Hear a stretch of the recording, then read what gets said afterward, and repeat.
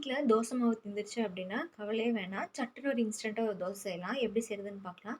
அதுக்கு வந்துட்டு 1 கப் அவல் எடுத்து தண்ணி ஊத்தி ஊற வச்சுக்கோங்க. அடுத்தது இன்னொரு பவுல் எடுத்துக்கோங்க. அந்த பவுல்ல வந்துட்டு 1 கப் ரவை, 1 கப் தயிரு, தென் வந்து 1 டேபிள் ஸ்பூன் சால்ட் எடுத்து அத நல்லா மிக்ஸ் பண்ணிக்கோங்க.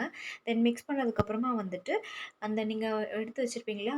அதையும் வந்துட்டு நல்லா தண்ணியெல்லாம் செப்பரேட் பண்ணிட்டு, அதையும் அதில போட்டு ஆட் பண்ணிக்கோங்க. ஆட் பண்ணிட்டு 1 டேபிள் ஸ்பூன் சால்ட் ஆட் பண்ணி, சும்மா மிக்ஸ் பண்ணி விடுங்க. அதுக்கப்புறம் 1 கப் தண்ணி ஊத்திட்டு, அந்த தண்ணி மிக்ஸ் பண்ண வேணாம்.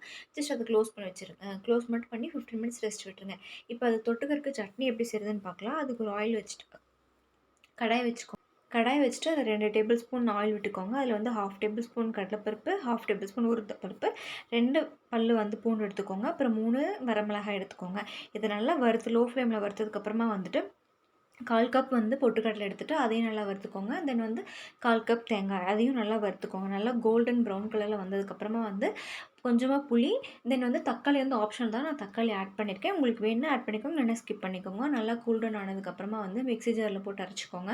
நல்லா ஃபைன் பேஸ்ட்டா அரைச்சதுக்கப்புறமா வந்துட்டு, அதுக்கு வந்து நீங்க தாளிப்பு ஆட் பண்ணிக்கலாம். தென் வந்து தாளிப்புக்கு வந்துட்டு 2 டேபிள் ஸ்பூன் வந்து எண்ணெய் விட்டுட்டுக்கோங்க. எண்ணெய் விட்டதுக்கப்புறம் கடுகு, உளுத்தப்பருப்பு, வரமிளகாய், தென் கருவேப்பிலை, அது கொஞ்சமா வந்து பெருங்காயம் இதெல்லாம் ஆட் பண்ணிட்டு நல்லா தாளிச்சு அந்த நீங்க இப்ப சட்னியில ஆட் பண்ணிக்கோங்க. சட்னியில ஆட் பண்ணிட்டு செம்ம டேஸ்ட்டா இருக்கும். ட்ரை பண்ணி பார்த்துட்டு கமெண்ட்ல சொல்லுங்க. இப்போ வந்து நம்ம எடுத்து வச்சிருக்கோம் இல்லையா? அந்த அவலு ஊற வச்சிருக்கோம்ல, அது இப்போ வந்து ரெடி ஆயிருக்கும். ஸோ, இப்போ அத வந்து நம்ம அரைச்சு தோசை மாவு பதத்துக்கு எடுத்துக்கலாம். தோசை மாவு பதத்துக்கு எடுத்ததுக்கப்புறமா வந்துட்டு, நீங்க அதில வந்துட்டு உங்களுக்கு எவ்வளோ தண்ணி தேவைமோ, அந்த அளவுக்கு நீங்க தண்ணி விட்டு அட்ஜஸ்ட் பண்ணிக்கோங்க.